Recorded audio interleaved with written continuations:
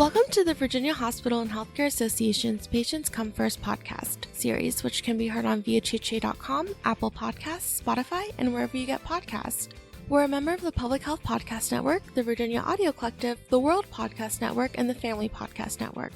And we're on the radio each Saturday at noon and Sunday at 10 a.m. on 100.5 FM, 92.7 FM, 107.7 FM, and 8:20 a.m. across Central Virginia, and 1650 a.m. in Hampton Roads, and Wednesdays at 1 p.m. on 93.9 FM in Richmond. Please send any questions, comments, or feedback to pcfpodcast@vhha.com. That's pcfpodcast@vhha.com. Today, we're excited to be joined by Dr. Willoughby Hundley, an emergency room physician who previously worked with VCU Community Memorial Health and an author. He joins us for a conversation about his career and his work moonlighting as a crime novelist. So welcome to the show, Dr. Hundley. Thanks for being with us. Thanks for having me. Let's start by getting to know you better. As we mentioned in the introduction, you're an emergency room physician by training, having worked with VCU Health Community Memorial Hospital in South Hill, and you're currently affiliated with ECU Health in North Carolina. Tell us about your clinical career and any other essential details about yourself you'd like people to know. Well, I trained at Medical College of Virginia, which is now VCU Medical School, and I specialized in family practice. I also got a second board certification in emergency medicine. I ran primary care offices in the area in Mecklenburg County for about 26 years, and I've done ER part-time my entire career, but full-time for 17 years. I'm married and have two adult daughters.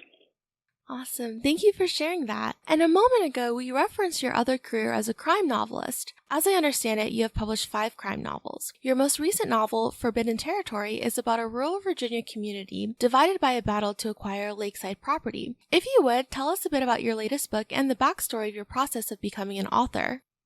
Well, the latest book was triggered by the solar power companies that are gobbling up the land that is farm and forest lands in the area. It also highlights some of the historical events in the community. So it's fiction, but it's also has some fact to it, mostly some of the Native American history that's tied into the area. I got into writing in about 2004.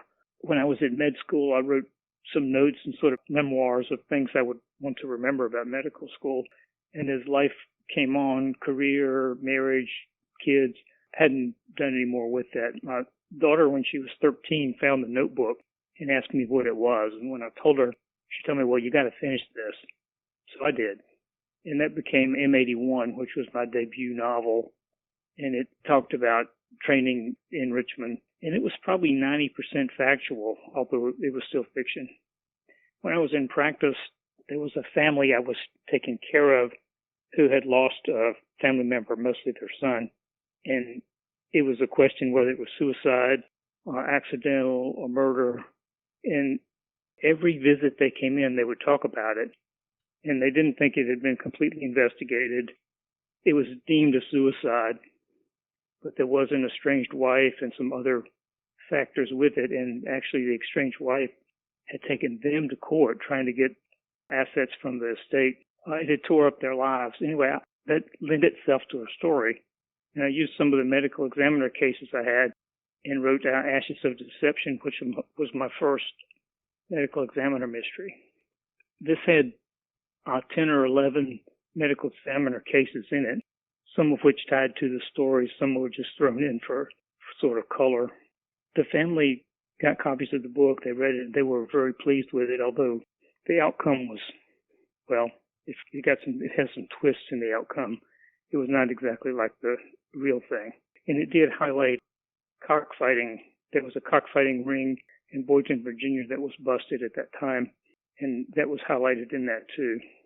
The other novels were Elemental Danger and Evil Wake, also backdropped in Mecklenburg County and tied in closely with medical examiner investigations. And from what I understand, the protagonist in some of your novels is a family physician and part-time medical examiner located in Southside, Virginia. I wonder how much of your own life experience and medical expertise has informed your writing? I guess that's a little hard to difficult to answer. The protagonist is, I guess, in a way modeled after myself. The books I figured that although the first medical school book was maybe 90% truth, the first medical examiner book is probably about 80% truth. the medical examiner cases were pretty much real.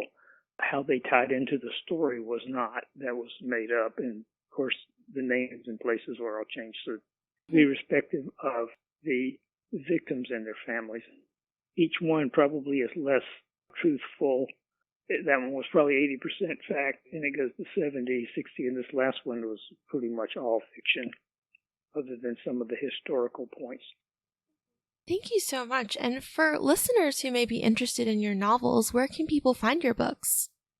You can get them on the usual online sites, Amazon, Barnes & Noble, or you can get them directly from the publisher, which is Outskirts Publishing. Continuing on the themes of everything we've been talking about, when we were researching for this episode, we heard information suggesting that some of the elements in your fiction stories are actually based on real events. And again, you've touched on this. I just wanted to know, is there anything else that you'd like to add about that little tidbit? I'm very much into the community here since I was born and raised here, and I came back to practice here, and I was a medical examiner for 35 years here. So I'm tied into the events, people, and the history of the area. I try to incorporate this part into the books as actual fact. The most recent book talks about the Native American heritage. I contacted one of the Native American tribes, and they didn't respond to me, so I had to pick a tribe name that was extinct. So it's a tribe that was in Virginia, but it no longer exists, was the Wayanoke tribe. That was the historical part, although it was tainted a little.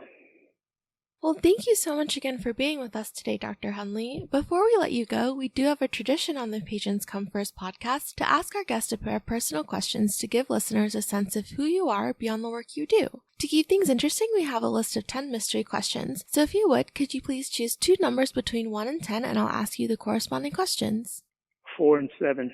Number 4. Which, if any, of the following do you consider the most plausible? Bigfoot, Yeti, the Loch Ness Monster, or UFOs and aliens? If none of those apply, but you believe in something else along those lines, please share it. UFOs and aliens. Awesome. Any reason why? I read some books about We Were Not the First and Search for the Ancient Astronauts.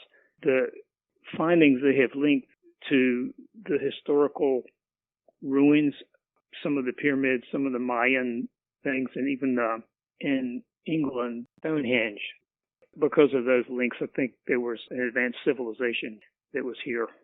And number 7, you could choose one superpower to have or any one skill to instantly master. What would it be and why? Time travel. Awesome. Any reason why? I think it would be amazing to see things that you've learned about historically, to go back and see how they were, and also how things may become. We're only here for, 75, 80 years on average, but knowing what happened 100 years before or may happen in the future, I think would be very interesting. Definitely. Love that answer. Well, that will bring us to the close of another episode of the Virginia Hospital and Healthcare Association's Patients Come First podcast. If you like what you heard, please make sure to leave us a 5-star review on Apple Podcasts and subscribe so you know when new episodes are released. And we want to once again thank our guest, Dr. Willoughby Hundley, for joining us today. So thank you. All right. Thank you, Celine.